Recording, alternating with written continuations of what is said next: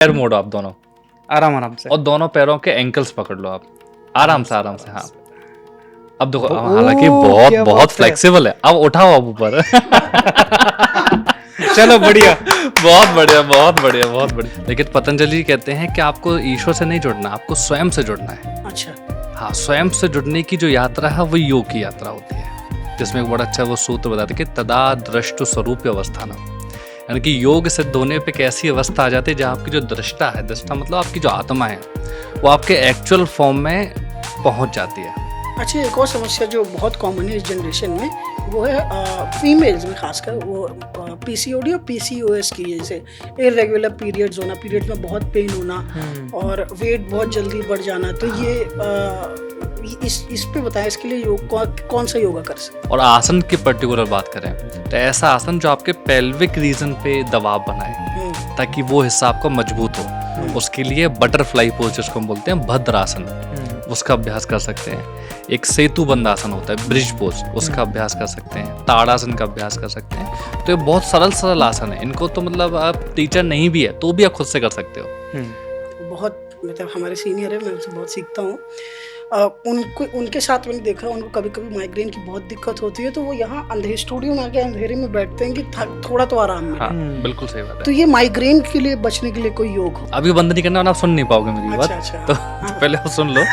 तो ये बंद करना है और बाकी की उंगलियों को आप अपनी आंखों पे रख लो इस तरीके से, और पीठ को सीधा करके सांस भरो गहरी और कर दो। एक बार आप ट्राई कर लो, आपको अपने इसी समय कितनी झंझनाहट महसूस होती है। ठीक है, ये ऐसे सेक्सुअल लाइफ को बेहतर करने के लिए अरे नहीं, ये पता ही, देखो यही तरीका है कि लोग ऐसे सवाल पूछने से बचते हैं कई बार। हाँ।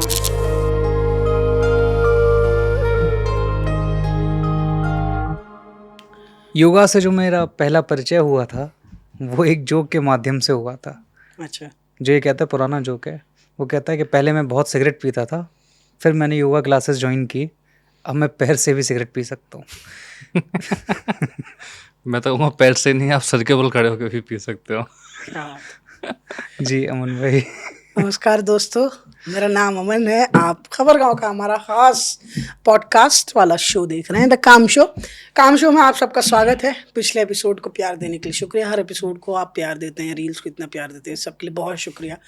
आज दोस्तों एक निश्चय करके एक फिलोसोफर हुए, उनका कोट है कि to live is to suffer and to survive is to find some meaning in the suffering. क्या बात है। यानी दुनिया में हम आए हैं तो जीना ही पड़ेगा, जीवन है एक जहर तो पीना ही पड़ेगा। क्या बात है, क्या बात। तो कुल मिलाकर ये कि जीवन जो है, ये जो धरती है, ये तमाम दुखों का संग्रह है जिसके बीच आपको फेंक दिया गया है।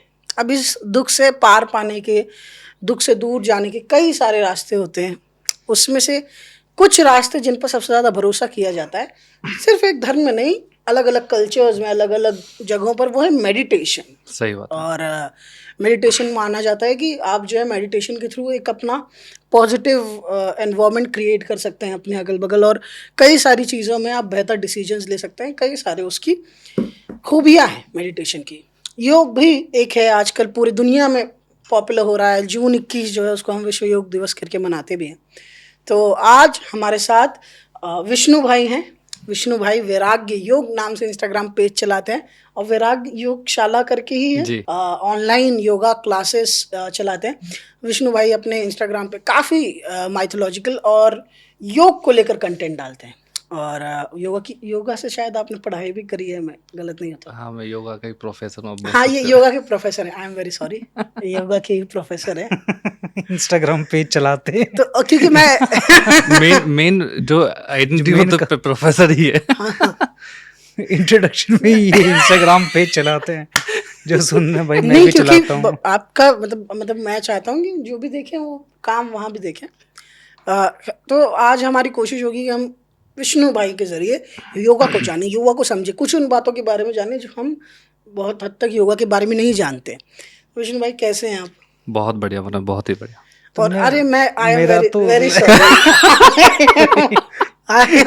मैं वेट कर रहा हूँ कब मेरा नंबर आएगा। दोस्तों, हमारे साथ हर बार की तरह मेरे कांस्टेंट मौजूद है, मेरे मित्र, मेरे साथी, बहुत खूबसूरत शायर कुशल दौनेरिया जी, आपका बहुत स्वागत है। बहुत धन्यवाद अमन मिश्रा जी।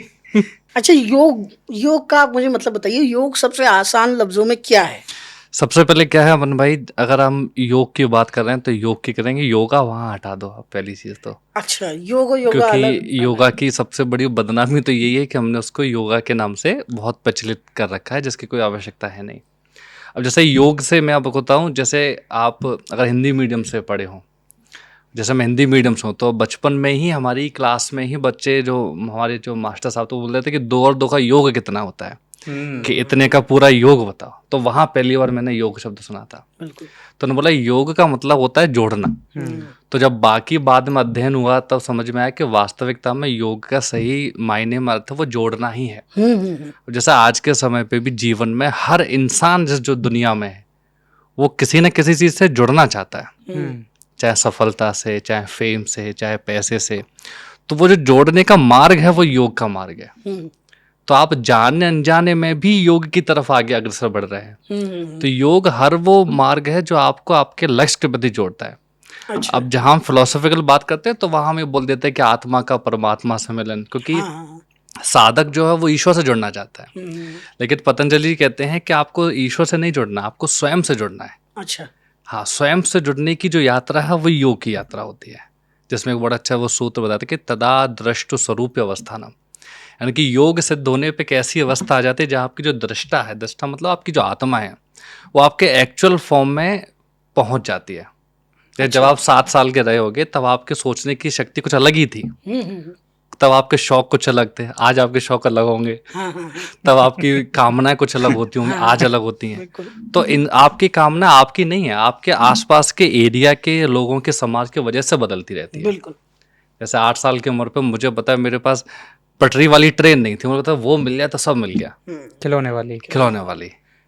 तो आज के समय पर अगर देखता हूँ तो यात्राएं अलग हैं। तो इसीलिए जो मनुष्य का जो वास्तविक स्वरूप है उसको पहचान नहीं पाता, उसको पहचानने का जो मार्ग है वो योग का मार्ग है। मेरा एक सवाल था, मतलब कि ये योग मतलब जैसे मैं आया कहाँ से? जैसे मुझे तो पता है एक किताब है पतंजलि योग सूत्र, ठीक है, वहां पे इसका जिक्र होता है, मगर जैसे दर्शकों को नहीं पता कि योगा ये जो है ओरिजिनेट कैसे हुआ। हाँ सही बात। तो ये कहाँ से आया, इसके बारे में हिस्ट्री बताइए इसकी।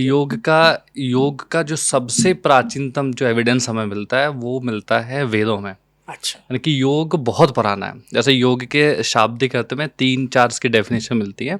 जैसे योग जो शब्द है योग, वो युज, संस्कृत के युज धातु में घ प्रत्यय लगा के इसका वर्णन मिलता है, जिसका मतलब होता है कि युजर योगे युज समाधौ, यानी कि समाधि की तरफ अग्रसर होने वाला मार्ग को हम योग कहते हैं। अच्छा। तो योग को इतना प्राचीन बताया है कि जब से इसको बोलते हैं हिरण्यगर्भ। हिरण्यगर्भ का मतलब होता है कि हिरण्य मीन्स सोना और गर्भ मीन्स गोलाकार, यानी कि जब ये पृथ्वी सोने के गोले के समान थी, यानी कि जब आग का गोला था, तब से इस योग की शुरुआत है। जो अच्छा। तो वेद से लेके उपनिषद, आरण्यक, ब्रह्मसूत्र, हर जगह योग की चर्चा है। और आप सुनने वाली बात यह है कि योग इतना गहरा है कि किसी ने इसको समझ ही नहीं पाया। अच्छा। क्योंकि यहाँ तक मनुष्य तो छोड़ो, भगवान भी इसकी चर्चा करते हैं। अच्छा। चाहे आप देखो कि महादेव अपने योग की चर्चा करते हैं, भगवान कृष्ण अलग योग की बात करते हैं, भगवान राम अलग योग की बात करते हैं। तो भगवानों ने भी जिस योग के आयाम को समेट नहीं पाया, इतना प्रकाश डालें, जैसे विशाल योग है। जैसे मैं आपको बताऊं, जैसे भगवत गीता है। भगवत गीता बहुत प्रचलित है आज के समय पे। अगर भगवत गीता, हालांकि लोग रेफरेंस देते हैं, पढ़ता कोई नहीं है। भगवत गीता महाभारत के भीष्म पर्व का एक हिस्सा है। अच्छा। 700 श्लोकों का एक संग्रह है, उसको हम भगवत गीता कहते हैं। अच्छा। तो भगवत गीता में 18 अध्याय हैं, 700 श्लोक हैं। हाँ। अब ध्यान से आप पढ़ोगे तो उसके हर चैप्टर के नाम के पीछे योग है। जैसे पहले अध्याय का नाम है अर्जुन विषाद योग। अच्छा। दूसरा है सांख्य योग, तीसरा है कर्म योग, कर्म संन्यास योग, विश्वरूप दर्शन योग। हर एक अध्याय के नाम के पीछे योग है। तो गीता योग के बारे में भी बताती है इसका? योग के बारे में भी बात करती है गीता। किस तरह का योग है मतलब? जैसे उसमें यह है कि योग का एक शाब्दिक अर्थ बोलते हैं कि जो इंसान कर्म करता है उसमें वो योग मार्ग। जैसे भगवान कृष्ण पहली जो योग की डेफिनेशन देते हैं वो दूसरे अध्याय में देते हैं, सांख्य योग में, जिसमें वो बताते हैं कि योगः कर्मेषु कौशलम और समत्वम योग उच्यते। अच्छा। यानी कि आपको अपने कर्मों में कुशलता लाना ही योग का मार्ग है। अच्छा, इसके भी 2 तरीके होता है। ऐसा नहीं जैसे मैं आपका फ़ोन पहली बार चुराऊं अगर, तो पकड़ा जाऊंगा, पिटाई होगी। जेल चला जाऊंगा, लेकिन सतत अभ्यास के बाद मैं इतना एक्सपर्ट हो जाऊंगा कि जेब से निकालूंगा वो पता भी नहीं चलेगा। हाँ, कुशलता तो ये भी है, कुशलता तो ये भी है। लेकिन ये योग नहीं है। अच्छा। तो भगवान ये कहते हैं कि ऐसा मार्ग, ऐसा योग जो आपके साथ साथ समस्त समाज का भी कल्याण करे, अच्छा। वो योग होता है। जैसे इसकी बड़ी अच्छी कहानी है, जैसे अर्जुन को सब लोग बोलते हैं कि अर्जुन को ही भगवान ने क्यों चुना भगवत गीता सुनाने के लिए। उसमें और भी महान योद्धा थे, लेकिन अर्जुन को क्यों? तो अर्जुन ने बड़ी अच्छी बात की, जब अर्जुन ने सामने देखा महाभारत के समय पे कि सामने आखिर भीष्म पितामह हैं, तो अपने भाई उनको तो मारना ही पड़ेगा। तो बोलता है कि देखो माधव, अगर मैं युद्ध जीत भी गया सबको मार के, तो भी राजगद्दी मुझे नहीं मिलेगी, क्योंकि बनना तो मुझे राजा है नहीं, वो तो बड़े भैया बनेंगे।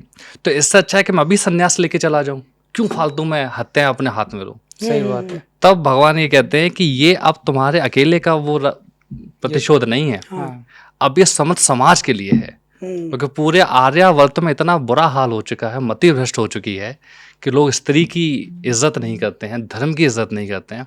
तो अब जो तुम्हारा कर्म तुम्हारा खुद का नहीं है, अब ये समस्त समाज के लिए, इसीलिए तुम्हें योग करना चाहिए, इसलिए तुम्हें अपने योग निभाना चाहिए, अपना धर्म निभाना चाहिए। तब वो कहता अपने कर्मों में कुशलता लेके आओ। और दूसरी है समत्वम योग उच्यते।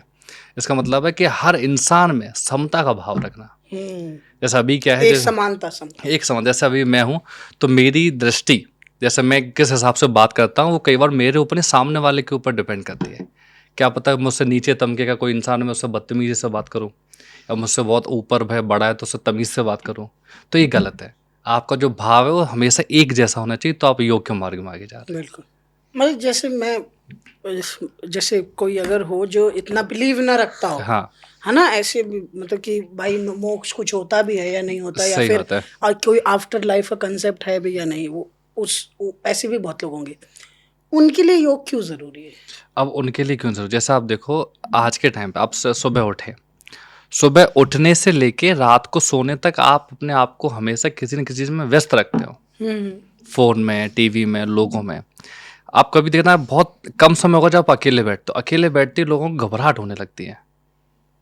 उपनिषद का एक बड़ा अच्छा कथन है कि भगवान ने, ऋषि कहते हैं कि भगवान ने मनुष्य की समस्त इंद्रियों को बाहर की तरफ छेदा है। वो खुद नहीं चाहते कि इंसान अपनी खोज में कभी आगे बढ़े, बहिर्मुखी है, बहिर्मुखी है सारी। इनको अंतर्मुखी आपको करना है। वरना आप सोच के देखो, कभी भी देखना, बड़े बड़े जो सन्यासी थे, उसमें आधे से सिद्ध सन्यासी थे, वो बड़े बड़े राजकुमारी थे। मतलब उन्होंने सारे भवनों को, सुखों को त्यागने के बाद देखा कि असली सुख जो है वो आंतरिक सुख है।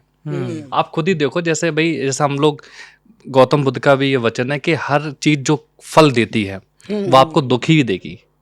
आप पहले बिजनेस स्टार्ट करना चाहते हो, जो हो गया तो आपको अलग दुख है, दुखों के मायने बदल जाते हैं, लेकिन दुख खत्म नहीं होता कभी। तो दुखों से निवृत्ति का मार्ग है वो योग होता है। अच्छा यार, ये तो एक बात मुझे बड़ी अच्छी लगी कि सारी इंद्रियां बहिर्मुखी है। मतलब आंख से हम बाहर का देख सकते हैं, अंदर का नहीं। अंदर का नहीं। अच्छा, गंध से, नाक से हम बाहर की स्मेल ले सकते हैं, अपने अंदर की नहीं। अंदर की नहीं। कि भाई क्या चल रहा है, कानों से बाहर की आवाज सुन रहे हैं, अंदर की अंदर नहीं। की नहीं। तो ये तो बहुत अच्छी बात है मुंह यार। से बाहर बोल सकते हैं, बाहर टेस्ट कर सकते हैं और अंदर का स्वादन ले सकते हैं आप।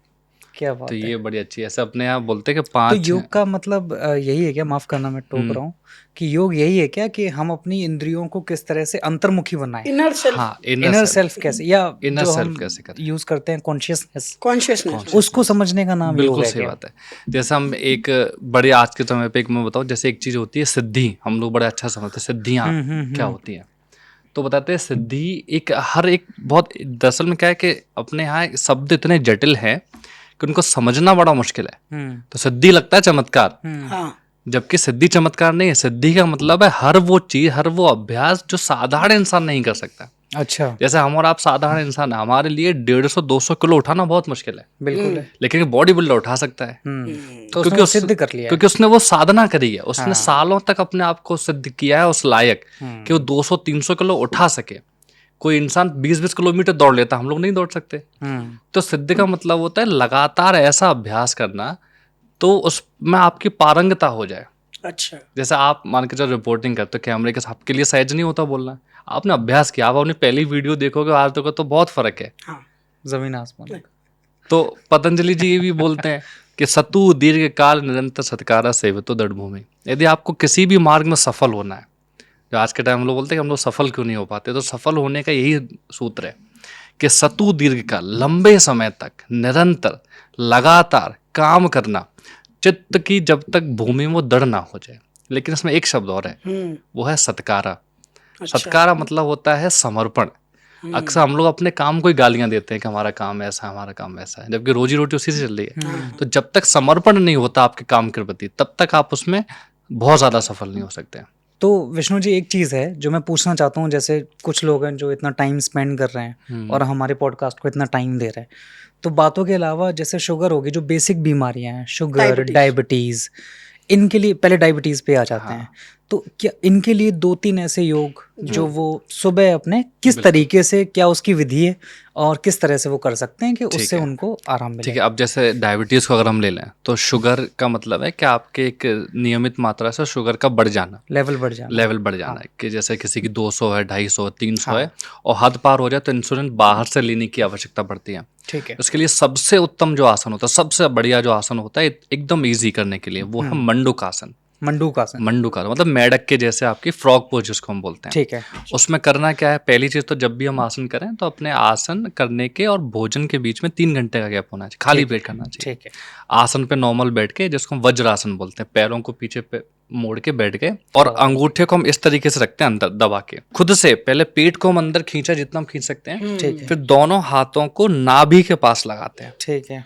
और फिर हम आगे की तरफ झुकते हैं, ताकि ये पेट को अंदर खींचे और नाभि पे लगा के फिर हम आगे झुक जाते हैं, तो आपकी बॉडी फोल्ड हो जाती है। ठीक है। तो ये जो आपकी हड्डियां हैं, इनका दबाव आपका पेनक्रियास पे पड़ता है, नकल्स का। हाँ। फिर क्या होता है, लेकिन यहाँ आपको मूवमेंट नहीं करना है, इसको होल्ड करना है, अच्छा। रोकना है। और सावधानी ये हो, जब भी हम अभ्यास करते हैं तो श्वासों पे ध्यान देना है, कभी रोकना नहीं है। श्वास हमेशा लेते रहो और जल्दी रिजल्ट चाहिए तो जितना लंबा होल्ड उतना जल्दी रिजल्ट। अच्छा। कम से कम 1 मिनट आप होल्ड, और शुरुआत में नहीं होता है, 10-12 सेकंड में ही आपको दर्द होने लगेगा, थकान होगी, लेकिन प्रैक्टिस है। पहले होल्ड किया, फिर रुक गए, फिर होल्ड किया, फिर रुक गए, जितना आप कंफर्टेबल कर सकते हैं। तो दोनों अंगूठों को अंदर बीच मोड़ के, पहले तो वज्रासन में इस तरह से, हाँ, इस सीधे तरीके, इस तरीके सीधे से, ऐसे रख के, हाँ, और पूरा आगे की तरफ झुक जाए, हाँ, पेट अपना अंदर की तरफ, हाँ, कि सामने से देखने वाले को आपके हाथ नहीं दिखने चाहिए। अच्छा।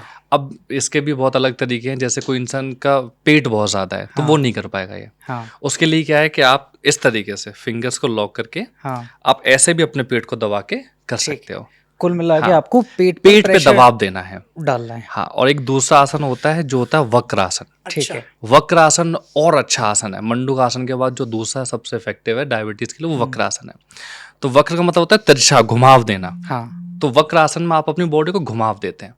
जैसे हम जमीन पे बैठते हैं, जिसको दंडासन बोलते हैं, पाँव सीधे करके बैठे, ठीक है। एक पाँव को हमने मोड़ा, वो एल शेप में जो बैठते हैं, एल शेप में जो बैठते हैं, हाँ। अच्छा। उसमें एक पैर को हमने मोड़ा, जो पैर हम मोड़ते हैं, हाँ। उसी हाथ को पीछे रखते हैं जमीन पे, अच्छा, और पूरी बॉडी को घुमाते हैं पीछे तो की मैंने तरफ। भी करा है। हाँ। तो ये 1-2 आसन आप कर लो, डेफिनेटली, डायबिटीज के लिए। हाँ, हफ्ते 10 दिन में ही आपको अपनी शुगर लेवल कंट्रोल में आती दिख जाएगी। कितनी देर तक करना कम से कम 1 मिनट, और ज्यादा से ज्यादा जितना आप बट कर इन सकते सब के हैं। साथ परहेज भी करते रहना। परहेज भी करते रहना है। परहेज तो पहली चीज है, क्योंकि आसन हम कर रहे हैं 3-4 मिनट, और बाकी के 23 घंटे 24 घंटे हम क्या कर रहे हैं वो अलग चीज है। तो स्ट्रेस कम लेना है, एक्स्ट्रा शुगर कम खानी है। शुगर की क्रेविंग होती भी है तो आप नेचुरल शुगर खा सकते हो, फ्रूट खा सकते हो, आम केला को छोड़ के, सेब खा सकते हो ऐसे। तो इस तरीके से बहुत आसानी से तो ऐसे शुगर बहुत आसानी से कंट्रोल हो जाती है। अच्छा, जैसे जिनको डायबिटीज या शुगर नहीं है, हाँ। वो भी अपने नियमित अभ्यास में चीजें, हाँ, उससे बचने के लिए क्या आगे? देखो, वैसे क्या है, शुगर एक ऐसी बीमारी जिसको जड़ से खत्म नहीं कर सकते। ये नियमित वो होती है, जैसे आपकी कंट्रोल रह सकती है। इसको आपको अनुशासन बहुत जरूरी है योग में। हाँ। योग एक ऐसी चीज है जो ऐसा नहीं है कि 3-4 दिन के लिए अब हम फ्री, नहीं, आपको रोज करना है, नियमित बनाना है। योग को आपको अपने लाइफ का पार्ट बनाना है, कि सुबह आप उठे, जैसे हमारे गुरुजी कहते थे, जिस दिन आप अभ्यास नहीं करते उस दिन आप भोजन करने का अधिकारी नहीं है, उस दिन भोजन मत करना। हमारे भी गुरुजी प्रेमचंद साहब थे, वो कहते थे कि जिस दिन आप लिखते नहीं राइटर्स के लिए, उस दिन आपको खाना खाने का हक नहीं है। अच्छा। हाँ, ये प्रेमचंद तो जी ये उनका कहना है कि जिस दिन आप अभ्यास नहीं करते हैं उस दिन आप भोजन ग्रहण नहीं कर भूखा मर जाओ। सकते।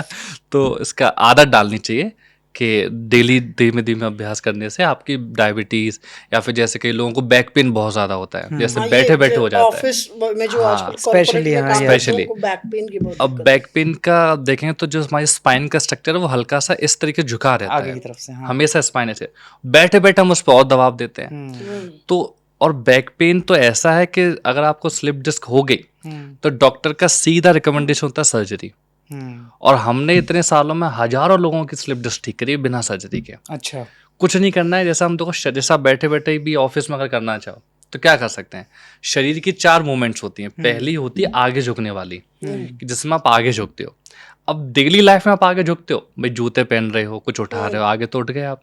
दूसरी होती है खिंचाव देना, तानना, जैसे हम कई बार बैठे बैठे हमारे से बॉडी को खींचते हैं, अंगड़ाई लेते हैं, तो वो भी हमारा हो गया। तीसरी होती है ट्विस्टिंग, तो वो हम बैठे बैठे कभी कभी अकड़ जाती है तो हम खुद से राइट लेफ्ट घुमाने लगते हैं, इधर उधर घूम जाते हैं। चौथी होती है बैक बेंड, वो हम नहीं करते, पीछे की तरफ झुका, पीछे की तरफ हाथ में झुकाते हैं। तो अगर बैक से रिलेटेड कोई भी समस्या है, इवन आपकी स्पाइन में कोई तकलीफ है, इवन आपको साइटिका पेन है जो पाँव में दर्द होता है, तो उल्टा लेट के भी होता है कुछ, हाँ वो गैप बढ़ जाता है। हाँ। और मिडिल बैक में भी गैप हो जाता है, लोअर बैक में गैप हो जाता है, L4 L5 में गैप बढ़ जाता है, वो गैप बढ़ भी जाता है और दबाव भी आ जाता है। अच्छा, तो जिससे साइटिका नर्व दबती है तो आपकी टांग तक बहुत दर्द होता है, यार ये तो मेरे को है दिक्कत है ना। तो उसके लिए मेरे तो कमर में बैक है, गैप है ना। अच्छा। तो उसके लिए सबसे अच्छा तरीका स्पॉन्डाइलोलाइसिस कहते हैं उसे। स्पॉन्डिलाइसिस। ये बाई बर्थ होता है कैसे? नहीं बाई बर्थ, पुअर स्ट्रक्चर की वजह से। हाँ वैसा होता है। स्ट्रक्चर मुझे तो 4th स्टैंडर्ड में डायग्नोज हो गया था वो। तो आपने फिर कुछ लिया है? उनका यही, उन्होंने भी जैसे वो उनमें तो फिजियोथेरेपी में एक्सरसाइज बोल देते हैं उसको। तो कुछ एक्सरसाइज बताई थी, जैसे जो मुझे याद है, मैंने फॉलो नहीं करे। तो वो कहते थे कि आपको ऐसे मुट्ठी बनानी है, पीछे रखना है जमीन के बल लेट के, फिर उस मुट्ठी पे प्रेशर डालना है। एक ही वही जिससे आपकी बैकबोन जो बैंड हो पीछे की तरफ, ऐसा कुछ। तो एक ही आप फंडा रख लो कि भाई पीछे कोई भी समस्या है, तो जैसे होता है ना, जैसे आपका टांग का ऑपरेशन, तो टांग को पहले साफ कर देंगे, शून्य कर देंगे। तो बैक से रिलेटेड समस्या, तो आप पेट के बल लेटो, पहली चीज तो उल्टा लेटो। अच्छा, अगर बैक में दिक्कत हाँ तो उल्टा लेटो ताकि बैक फ्री हो पाए। तो बैक फ्री होने के बाद फिर आप शलभ आसन है। शलभ आसन में आपको कुछ नहीं, इतना सिंपल है, आप उल्टा लेट जाओ और पीछे से अपनी टांगों को उठाओ ऊपर, एक एक करके, दोनों एक साथ नहीं, तो पहले राइट उठाओ, फिर लेफ्ट उठाओ, अप डाउन करो, फिर होल्ड करो। इतने से ही, मतलब मुश्किल से जमीन से इतना उठा पाओगे, इतने से ही आपको तेज प्रेशर अपनी बैक पे फील होगा। अच्छा। तो इतना सा आसन आपके लाखों रुपए सर्जरी के बचा सकता है। जैसे वही बात अपन कर रहे थे ना, मुझे स्लिप डिस्क नहीं पता, नहीं वो गैप है, स्पॉन्डाइलोलाइसिस कहते हैं उसे। स्पॉन्डिलाइसिस, तो वो शायद L4 L5 है, मैं शायद भूल रहा हूँ। तो वहाँ पे गया, और मुझे तो 4th स्टैंडर्ड में मैं था तभी मेरे को। इससे क्या पेन वगैरह रहता है? क्या रहता है इससे? होता ही है कि पेन तो आपको कॉन्स्टेंटली रहता है। अभी भी मैं बैठा हूँ, वो पेन आपको हमेशा है।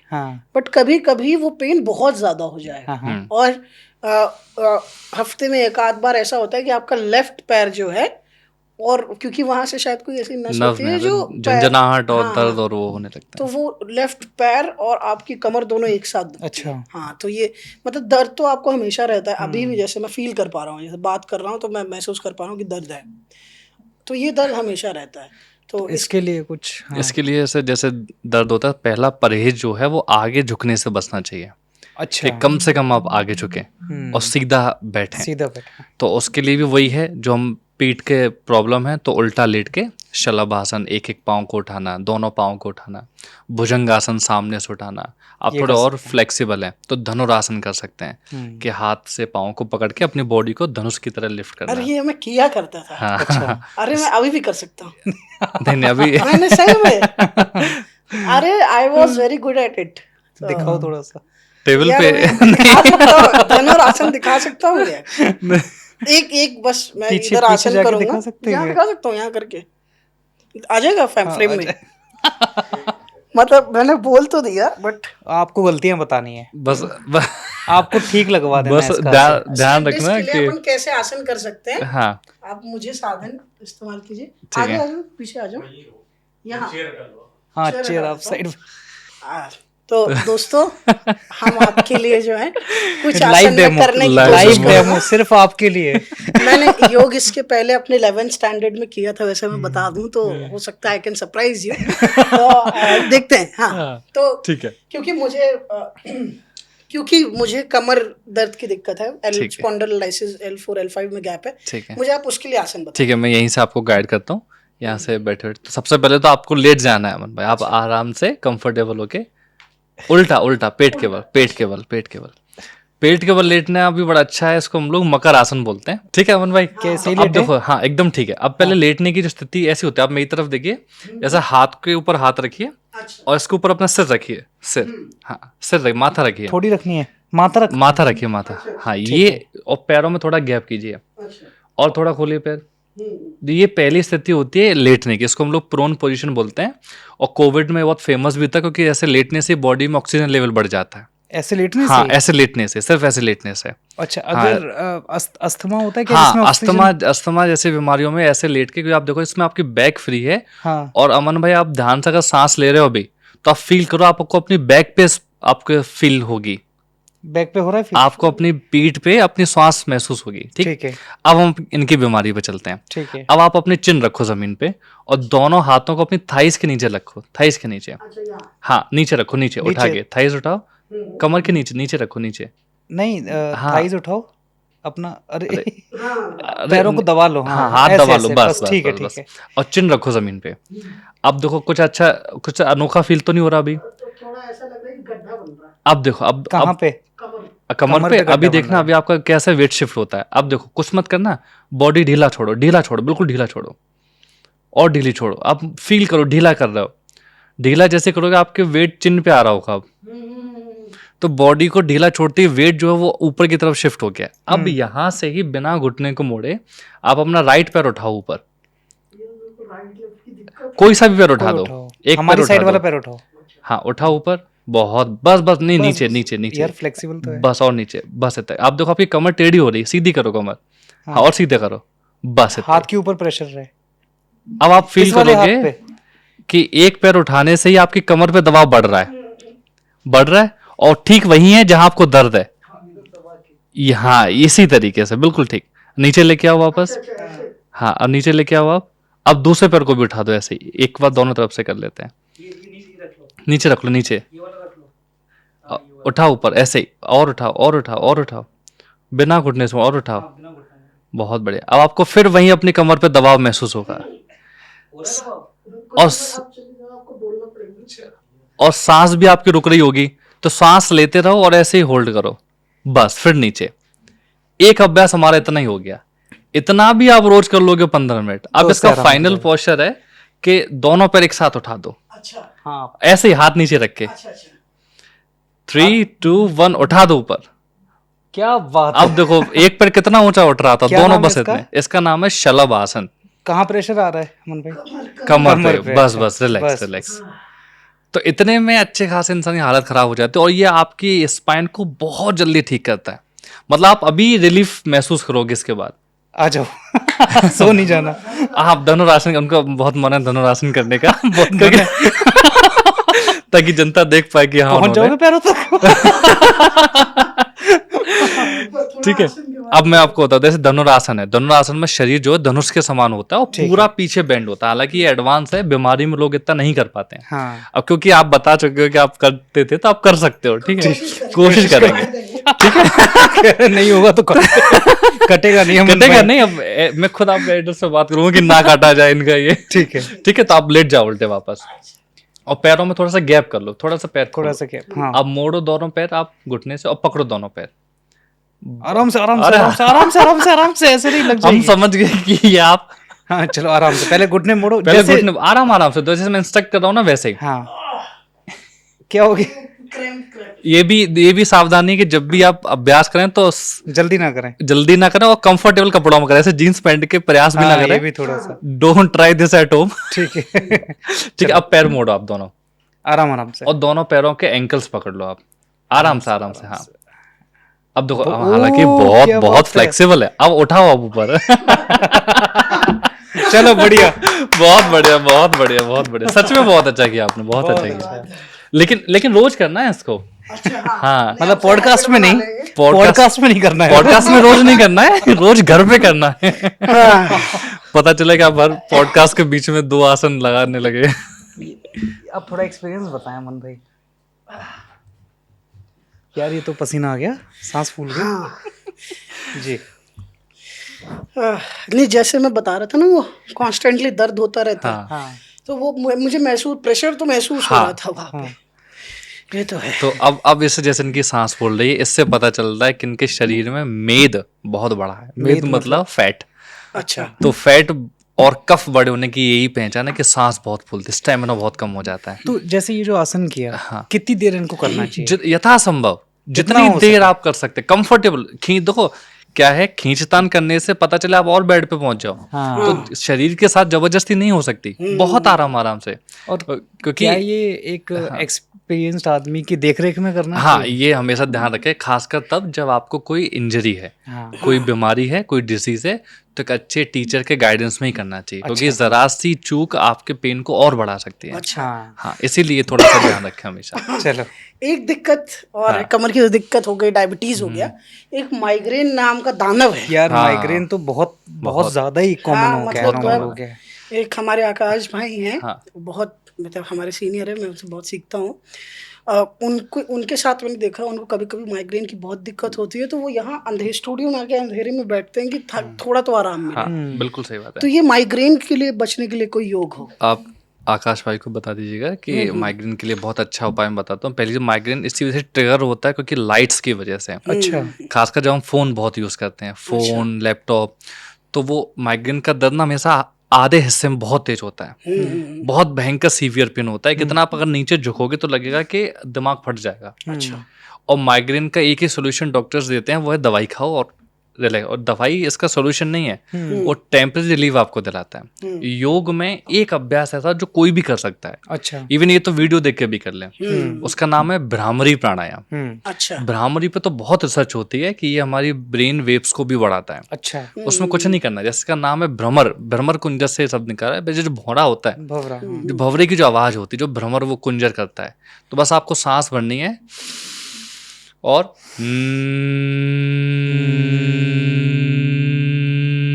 जितना लाउड आप कर सकते हैं एक सांस के साथ। और इसको एक इफेक्ट मैं बताता हूँ, वो आप करके देना है। जब तो और तेज करते हैं और अच्छा आपको जल्दी रिलीफ चाहिए, तो इसको बोलते हैं षटमुखी मुद्रा। अच्छा। वो प्रॉपर नहीं करता, हमें तो बस सीखना है बीमारी, ठीक है। तो बस आप अपने अंगूठे से कान को बंद करो ऊपर से, अभी बंद नहीं करना वरना आप सुन नहीं पाओगे मेरी बात। अच्छा। तो पहले आप सुन लो।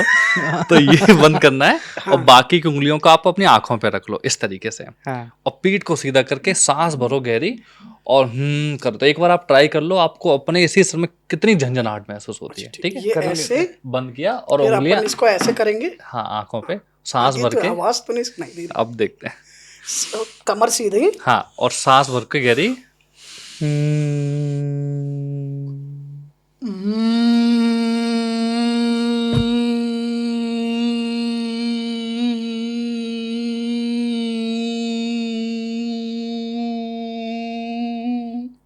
क्या बात है, ओ भाई, अलग तो लग रहा है। बहुत बढ़िया बढ़िया। लग रहा है। तो आपको इतने में ही अपने सिर में झंझनाहट महसूस होने की होगी। और इससे सिर्फ माइग्रेन ही नहीं, जिनको साइनस की प्रॉब्लम होती है, जिनको यहाँ कफ जम जाता है नाक में, और जो एलर्जी हो जाती है, सीजन चेंज पे एलर्जी होती है, उसमें ये बहुत फायदा करता है। तो भ्रामरी बहुत अच्छा अभ्यास है, बहुत ही अच्छा अभ्यास है। क्या बात है। जितनी देर आप कर सकते हैं। अच्छा, जिनको नींद नहीं आती है, जिनको और प्रॉब्लम्स होती हैं दिमाग से, सिर से रिलेटेड, इसको बोलते हैं ऊर्ध्व जत्रु रोगनाशक। ऊर्ध्व जत्रु का मतलब होता है कोलर बोन, इससे ऊपर की बीमारियों में बहुत फायदा करता है ये। अच्छा। हाँ, सिर में, क्या नाम है आंखों में, इसका? इसका भ्रामरी प्राणायाम। अच्छा, ब्राह्मण। भ्रामरी। अब हाथ से ऐसे कई बार कंधे में दर्द होता है, तो नॉर्मली भी आप हाथ नीचे रख के भी ये कर सकते हैं। ठीक है। बट जब आप ऐसे करते हैं तो वाइब्रेशन ज्यादा फील होते हैं, हाँ, ये हाँ, तो है। इफेक्ट बढ़ जाता तो इफेक्ट बढ़ जाता है ऐसे। एक और समस्या जो बहुत कॉमन है इस जनरेशन में, वो है फीमेल्स में खासकर, वो पीसीओडी और पीसीओएस की, जैसे इरेगुलर पीरियड्स होना, पीरियड्स में बहुत पेन होना और वेट बहुत जल्दी बढ़ जाना। तो ये इस पे बताएं, इसके लिए योग कौन सा योगा कर सकते हैं? जैसे क्या है, कौन सी जैसे बेसिक आसन जो है जिनको हर लड़की जो है जो ऑफिस जा रही है वो भी कर पाए? पीसीओडी पीसीओएस में ये एक तो अनहेल्दी लाइफस्टाइल की वजह से होता है। खाना पीना हमारा अच्छा नहीं है, शरीर में हम लोग ज़्यादा मेहनत नहीं करते हैं, ऐसी लाइफस्टाइल है। तो इसमें दो तीन, एक तो वेट बहुत जल्दी बढ़ता है, तो मतलब आपका मेटाबॉलिज्म इस पे इफेक्ट होता है, चेहरे पे स्किन खराब होती है, पिंपल्स बहुत ज़्यादा आ जाते हैं, ये सब होता है। इनके लिए सबसे अच्छा अभ्यास जो होता है वो है सूर्य नमस्कार का। अच्छा। हाँ, सूर्य नमस्कार एक ऐसी चीज़ है, उसके तो खैर अनंत कथा है उसकी, तो जितना कहो उस पर बात इतनी कम अच्छा। है। लेकिन सूर्य नमस्कार का अभ्यास और आसन की पर्टिकुलर बात करें तो ऐसा आसन जो आपके पेल्विक रीजन पे दबाव बनाए ताकि वो हिस्सा आपका मजबूत हो, उसके लिए बटरफ्लाई पोज जिसको हम बोलते हैं भद्रासन, उसका अभ्यास कर सकते हैं। एक सेतु बंद आसन होता है ब्रिज पोज, उसका अभ्यास कर सकते हैं। ताड़ासन का अभ्यास कर सकते हैं। तो ये बहुत सरल सरल आसन है, इनको तो मतलब आप टीचर नहीं भी है तो भी आप खुद से कर सकते हो। तो ये भद्रासन में जैसे हम बैठते हैं सिंपल तरीके से, दोनों पैरों को हमने अंदर खींचा, पंजों को पकड़ के अपने घुटने ऊपर नीचे हम चलाते हैं। अच्छा। हाँ, बस इतने से ही आप फील करोगे आपके इनर थाइस पे, आपके लोअर एब्डोमिनल पे बहुत प्रेशर आने लगता है। तो इसकी रेगुलर प्रैक्टिस से ही ये बहुत नॉर्मल होने लगता है। इसके साथ साथ आपको अपनी लाइफस्टाइल भी सुधार करनी चाहिए, अच्छा भोजन लेना चाहिए और अनहेल्दी चीज़ों को अवॉइड करना चाहिए, थोड़ी सी वॉक करना चाहिए, एक्सरसाइज करनी चाहिए, अच्छे अभ्यास करने चाहिए और एक लाइफस्टाइल सुधारनी चाहिए, जैसे सही टाइम पे भोजन करना, खूब सारा पानी पीना, ये सब चीज़ें फॉलो करें तो आपकी पीसीओडी दिन में या हफ्ते में कितने दिन और कितना मिनट या कितने घंटे निकाल लिए जाएं कि इससे आराम मिलता आप रहेगा? हफ्ते में 3 दिन निकाल लो, बस 3 दिन, आधा घंटा, बस 1 महीने में आपको विजिबल रिजल्ट दिखने लगेंगे। अच्छा। हाँ, क्योंकि इसमें कई बार हर इंसान का शरीर अलग होता है। हाँ किसी को तो 2 दिन में ही दिखने लगते हैं, किसी को 3 महीने भी लगते हैं। हाँ तो सबका बॉडी टाइप अलग है, तो उस हिसाब से आपको, लेकिन रिजल्ट आपको पॉजिटिव दिखने लगते हैं दिखने लगेंगे। 4 से 5 हफ्तों के बाद ही। ठीक है। तो 3 दिन हफ्ते में आप निकाल सकते हो, आधा घंटे से 30 मिनट से 45 मिनट तक, तो आपको बहुत अच्छे रिजल्ट आपको मिलते हैं। एक आखिर में मैं एक चीज़ और पूछना चाहता हूँ लास्ट में, मतलब इस टॉपिक के, ये कि आम इंसान जो है, चाहे वो मेल हैं चाहे फीमेल हैं, चाहे बुजुर्ग हैं हमारे, या नए बच्चे हैं जो स्पोर्ट्स में जाना चाहते हैं, जिनको अपनी बॉडी खोलनी है, कौन से 2-3 आसन हैं जो कर लें? तो सबके लिए ये है कि वो हर तरह से आपको, जैसे वो मतलब आप अगर नॉर्मल इंसान है तो ये आसन तो ये आप 2-3 कर ही लो। डेली उठ के हफ्ते में 3 दिन 4 दिन आधा घंटा ये काम तो कर ही लो। ठीक है, जैसे एक मैंने तो आपको वॉकिंग आपने बताया कि टहल वॉक लो। करना बहुत ज़रूरी है, बहुत अच्छा अभ्यास है क्योंकि टहलना। दूसरा जो 4 मैंने आपको पॉस्चर्स बताए थे, उन चारों का आप एक एक आसन कर लो। अच्छा। जैसे खड़े होके आगे झुकने वाले एक आसन कर लो, जैसे खड़े होके आप कर रहे हो तो पाद हस्तासन, मतलब हाथों को पैरों के समीप लाना, बिना अच्छा, वो जो घुटने ऐसे मोड़े। होके, हाँ, अच्छा। कि आप कितना आगे झुक सकते हो। ये भी अपन कर सकता है। ठीक है, कर सकते हो क्या ये? कोशिश करूँ, जवानी में तो कर लेते थे। नहीं अब नहीं, वो फिर मत करो कैमरा मेहनत निकलेगा। अब। अब तो ऐसे ही कर देंगे यहाँ से खड़े खड़े। तो ये है पाद हस्तासन बिना, अरे वाह, अरे वाह, बहुत बढ़िया। तो ये, अरे भाई, ये मोमेंट आपको करनी है रोज। ये तब है जब इनके पीठ में दिक्कत है। दिक्कत, हालांकि मैं आपको अगर अपनी जवानी के सुना हाँ, बहुत बढ़िया। तो ये हालांकि दर्द में इनको नहीं करना चाहिए। हाँ। तो अच्छा, नहीं करना चाहिए करना आगे, चाहिए। हाँ बताया था आगे की तरफ नहीं नहीं करना झुकना चाहिए। चाहिए। अच्छा। तो तभी से ऐसे- तो नहीं हुआ ये दनादन हाँ, किया क्या जा पता दार दूसरे पॉडकास्ट में दिखाने के इच्छुक अमन भाई दिखा दें कि इम्प्रेस करने के। तो तो ऐसे, जैसे पहला ये पाद हस्तासन हो गया आसन, ऐसे ही बैठ के भी होता है जिसको पश्चिम उत्तानासन बोलते हैं। पश्चिम का मतलब होता है पीछे वाले भाग को तानना, खींचना। अच्छा। तो आगे झुक के आप अपने पैर को पकड़े और आगे के झुकाएं। अच्छा, वो जो अंगूठा बैठ आगे के बैंड, अंगूठा हाँ, पकड़ते बैंड हैं, करते ठीक हैं वो। दूसरा खड़े होके आसन हो गया ताड़ासन, जो स्ट्रेच हम करते हैं फिंगर्स को ऐसे लॉक करके, करके। हाँ, ऐसे, हाँ। तो वो आपके काफ्स को, आपकी टांगों को बहुत मजबूत करता है, क्योंकि बॉडी का पावर हाउस आपकी टांगे ही हैं। अच्छा। लेग्स जितने मजबूत रहेंगे बॉडी उतनी स्टेबल रहती है। हाँ। तो वो आप कर सकते हैं। एक ट्विस्टिंग का आसन जिसको हम लोग कटी चक्रासन बोलते हैं, कि खड़े होकर आपको अपनी बॉडी को ट्विस्ट करना है दोनों तरफ, ठीक है। या फिर बैठ के वक्रासन जो हमने बात करी थी। और 1-2 आसन आप उल्टा लेट के, जैसे भुजंगासन या धनुरासन, ये 2-3 अभ्यास कर लो। और लास्ट के 5 मिनट अनुलोम विलोम प्राणायाम आप कर लो, बस। सोने पे सुहागा हो गया। जैसे अनुलोम विलोम जिसको ना ही पता हो, हाँ, उसको अनुलोम विलोम पे बता दीजिए। अगर ना पता हो तो कुछ नहीं करना है। वैसे तो बहुत स्पेसिफिक तरीका होता है कि ऐसी मुद्रा होनी चाहिए। आप नहीं भी पता हो तो आपको राइट नोस्ट्रल्स को बंद करके शुरू करना है। लाइट को बंद करो, आप लेफ्ट से सांस भरो, बस तेज नहीं भरने, धीरे धीरे, स्लो, बहुत आराम आराम से। और भरने के बाद लेफ्ट को बंद करके राइट से सांस छोड़ो, फिर राइट से सांस भरो आप, और फिर लेफ्ट से छोड़ो। बस ये इतना सा अभ्यास है। इतना सा अभ्यास 5 मिनट में आपको पसीने से तरबतर कर देगा। अच्छा। 5 मिनट में, हाँ। क्योंकि इसका सांसों का बड़ा गहरा विज्ञान है, इस पर तो हम लोग अभी बात कर ही रहे थे, बहुत गहरा। क्योंकि सांस जिसने ठीक कर दी उसको कुछ करने की जरूरत नहीं। एक हठ योग का ग्रंथ है, उसका नाम है हठ योग प्रदीपिका। उसमें स्वामी स्वात्माराम बताते हैं कि चले वाते चलम चित्तम निश्चलम निश्चले भवेत। इसका मतलब है कि जैसे जैसे वायु चलती है हम्म। वैसे वैसे दिमाग विचलित होता है। आप कभी भी देखना, जब भी आपको गुस्सा है तो आपकी सांस हाँ, तेज ऐसे होने हो लगती है। जाएगी। डर में भी ऐसे ही होता है। जब भी आपकी सांस तेज हो मतलब दिमाग स्थिर नहीं है। हाँ। और ठीक उल्टा, अगर आपकी मम्मी ने कभी बचपन में बोला हो कि अमन ये सुई में धागा डाल दो, मैं दिख नहीं रहा, तो आपने देखो जैसे आप धागा डालोगे तो आपकी सांस रुक जाती है एकदम, हाँ बिल्कुल। फोकस्ड होते टाइम। फोकस। तो जितना आप फोकस करोगे हाँ। तो सांस का दिमाग का इतना बड़ा रिलेशन है। अब योगी जानते थे कि दिमाग को कंट्रोल करना आसान नहीं है, तो सांसों को कंट्रोल करो, सांसों को नियमबद्ध बनाओ, उनको आयाम बढ़ाओ, क्या क्योंकि बात। सांस बढ़ेगी तो दिमाग अपने आप शांत हो जाएगा। एक बड़ा अच्छा श्लोक है, बहुत लंबा है, उसमें वो बताते हैं कि हंसो गणेशो विदरेव हंसो हंसो हरिहंस महर्षि शंभो हंसो ही जीवो पररेव हंसे हंसो ममात्मा देवात्मा हंसे प्रोक्तो जीवो नाम सदा सेवाय तजिज्ञान निर्माल्यम सोहम भावे न बुझे अहम अहम देवो न सैन्य वै ब्रह्म वाहम अशोकवा सच्चिदानंद रूपो अहम आत्मान्वित भावे हकारे न बहिरे आती सकारे न विषेत पुरै हंस हंसात्मका साय जगवत जीव सर्वदा। क्या बात है। क्या तो हंस का मतलब लगा, वही है, अच्छा लगा। हंस का मतलब है श्वास। जो हर श्वास जो आ रही है जा रही है उसमें प्रभु का नाम लेना चाहिए। अच्छा। जब मैं मोरारजी देसाई संस्थान में जब योग सीख रहा था तो हमारे गुरुजी एक बड़ी अच्छी बात बोलते थे कि श्वास श्वास पर नाम ले वृथा श्वास न खोए ना जाने से श्वास का आवन होए ना होए। हाँ। तो आप कभी भी देखना, पैदा होने से पहली चीज जो आपने करी थी आंखें खोलने से पहले वो श्वास ही थी, अच्छा। और मरते समय आंखें खुली रह सकती हैं लेकिन श्वास नहीं चल सकती। बहुत अच्छा। तो कुछ मैं एक पूछना चाहता था कि जैसे जो पतंजलि योग सूत्र के बारे में आपने बताया, तो ऐसे कितने योगा के ग्रंथ है या फिर उसके अंदर कैसे क्लासिफिकेशन होता है, ठीक है, और ये सब बताइए मुझे। जैसे योग सूत्र जो है, योग सूत्र वो नींव है जहाँ से योग की शुरुआत होती है। ठीक है। भारतीय दर्शन में 6 दर्शन बताए जाते हैं, जिसमें योग, सांख्य, मीमांसा, वेदांत, ये सब हैं, जिनके अलग अलग ऋषि कपिल मुनि हैं, बृहदारण्यक हैं, कपिल मुनि हैं, पतंजलि जी हैं, और मीमांसा हैं, जैमिनी ऋषि हैं। तो इन सभी ऋषियों ने 6 ग्रंथ बनाए हैं, ठीक है। जिनको हम लोग आस्तिक दर्शन भी बोलते हैं। ठीक है। इसका मतलब क्लैरिटी यहाँ से होती है। तो हिंदू फिलॉसफी में 9 दर्शन है, वैसे 6 आस्तिक हैं और 3 नास्तिक हैं। अच्छा। आस्तिक का मतलब वो नहीं जो भगवान को मानते, आस्तिक का मतलब वो जो वेदों को साक्ष्य मानते हैं, अच्छा। और नास्तिक जो वेदों को नहीं मानते, जिनमें बौद्ध, जैन और चारवाक, ये 3 दर्शन अच्छा, है। ये नहीं मानते ये हैं। आस्तिक नहीं है, ये नास्तिक दर्शन है। हाँ। तो इसमें 2 है, पहला है सांख्य और योग। ये एक दूसरे के पूरक कहे जाते हैं। कहते हैं योग एक पहला जो प्रैक्टिकल है पूरा, और योग सूत्र आज से 5000 साल पुराना है, 5000 साल बाद।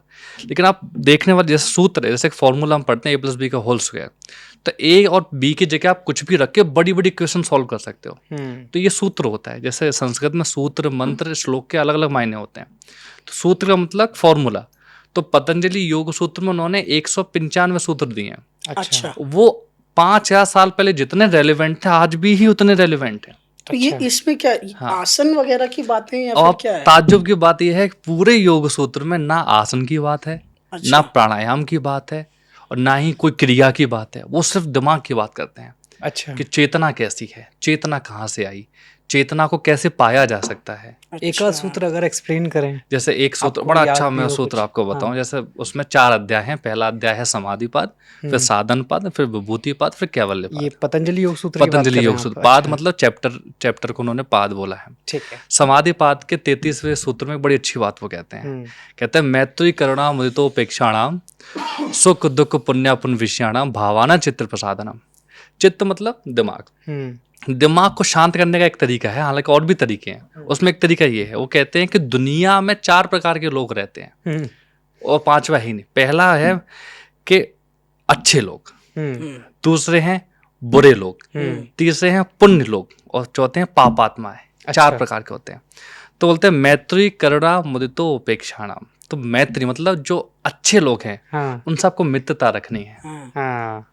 कि अच्छे लोगों से आपको मित्रता रखनी है, अपन 3 जैसे। हाँ, जैसे हमारी मित्रता है। मित्रता ऐसी जिसका कोई अपेक्षा, जैसे कोई जैसे हमें उससे कोई उम्मीद ना हो। भाई मित्र से क्या उम्मीद हो, कुछ नहीं, वो हमारा मित्र है बस। बिल्कुल। और जो दुखी लोग हैं उनसे करुणा का भाव रखना है। कि इनके प्रति दया भाव, उसने आपको कुछ बुरा भी कर दिया तो भी जाने दो, ऐसे कहते हैं। और जो पुण्य आत्मा है उनसे प्रसन्नता का भाव रखना है हमेशा, उनकी गलत बात भी आपको प्रसन्नता से स्वीकार करनी है। और जो पाप आत्मा है उसकी उपेक्षा करनी है, उससे दूर रहना है, ना उससे कुछ करना है, क्योंकि अगर आप कुछ भी करोगे उसके साथ वो आपके कर्म बंधन को काट देगा। तो ये 4 लोगों की ही दुनिया है और 4 लोगों से इस तरीके का व्यवहार करोगे तो आपके मन की शांति, आपके मन की शांति हो जाएगी। ये सूत्र में बताते हैं। बढ़िया। जैसे इसका एक सूत्र मैं बताऊं, वो दूसरे पाद में है, साधन पाद में, वो बताते हैं कि कैसे कैसे आसन जो हम उसमें आसन के बारे में बात मिलती है कि आसन क्या है। तो बोलते हैं कि आसन का मतलब होता है स्थिर सुखम आसनम।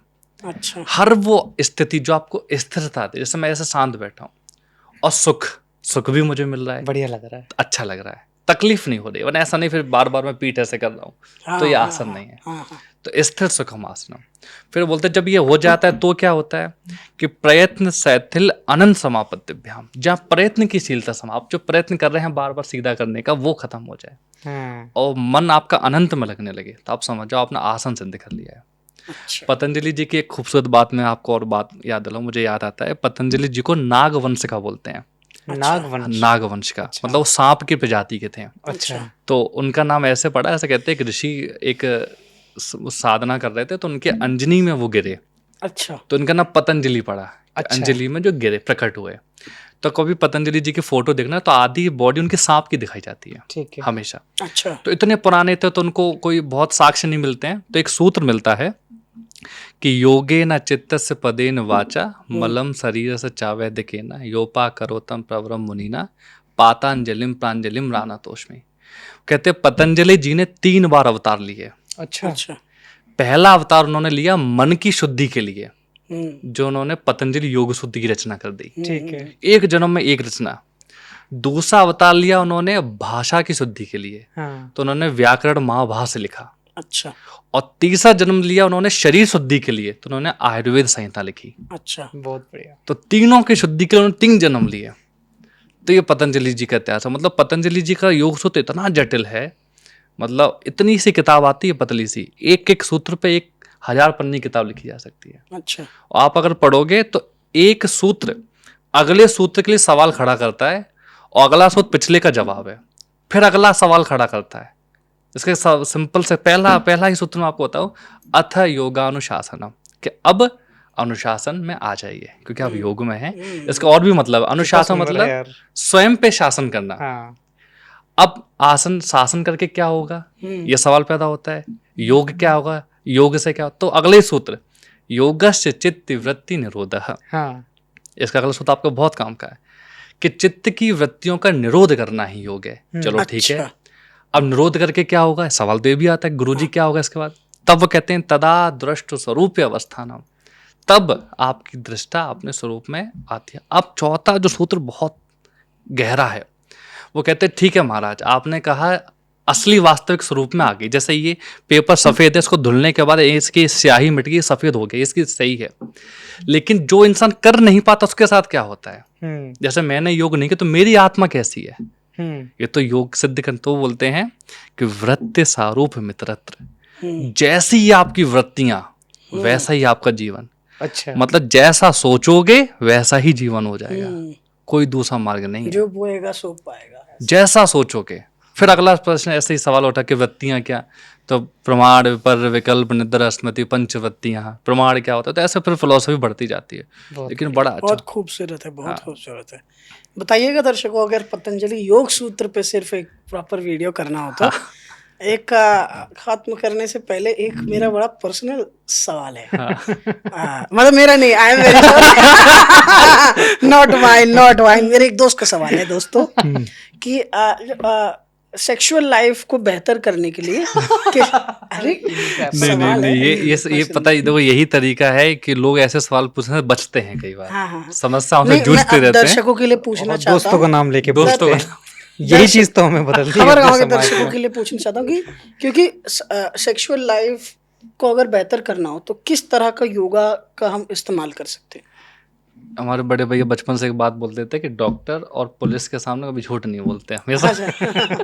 और गुरुजी के सामने बता दो जो भी समस्या है। तो जैसे ये सही बात है, ये बहुत बड़ी समस्या है, थोड़ी बहुत नहीं है।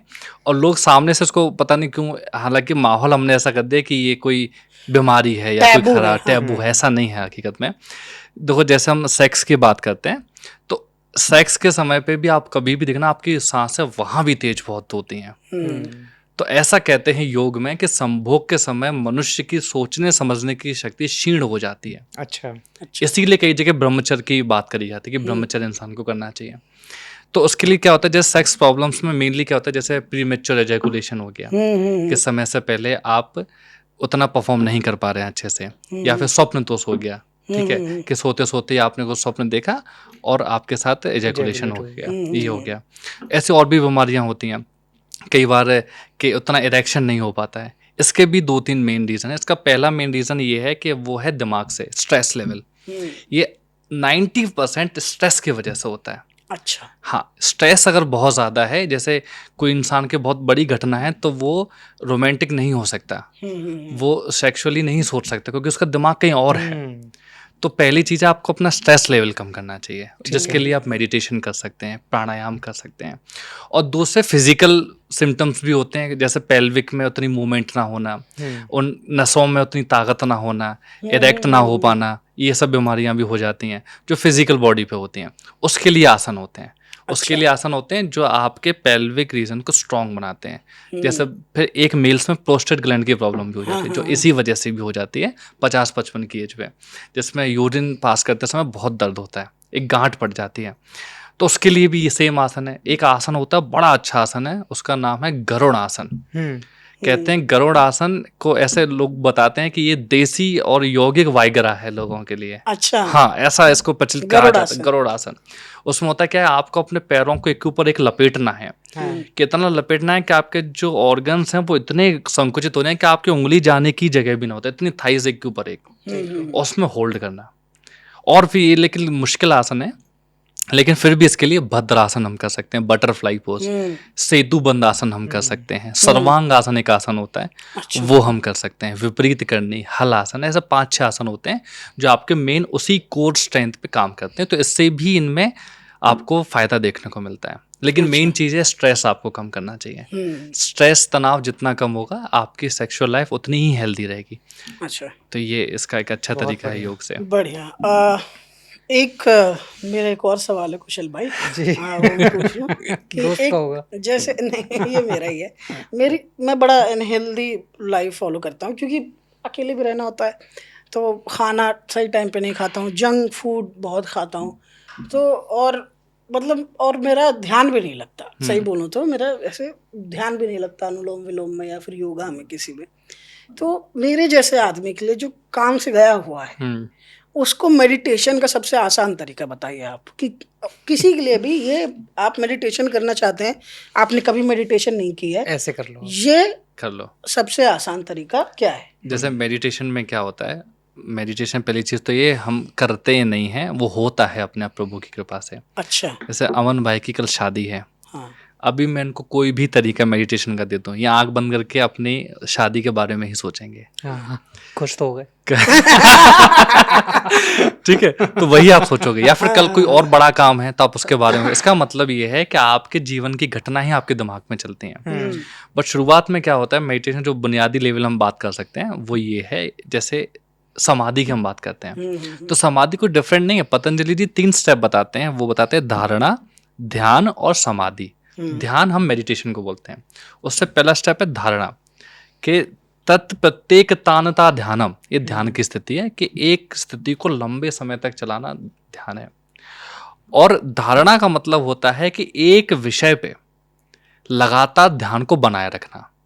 शुरुआत में क्या होता है, जैसे हम ध्यान की एक स्थिति और होती है जिसको हम लोग त्राटक बोलते हैं, कि कोई एक चीज़ हमने रख ली, हम उसको लगातार देख रहे हैं, क्योंकि हमारा आँख खुली है तो हम देख रहे हैं, आँख बंद होती पता नहीं क्या क्या देखेंगे। तो मेडिटेशन के लिए सबसे अच्छा तरीका होता है कि आप बैठ के अपने दिमाग को, अपने आप को एक ऑब्जेक्ट दे दो कि हमें इस पर ध्यान केंद्रित करना है। जैसे बचपन में मम्मी बोलती थी कि ध्यान से स्कूल जाना मतलब अलर्टनेस, मतलब अवेयरनेस, वो ध्यान होता है।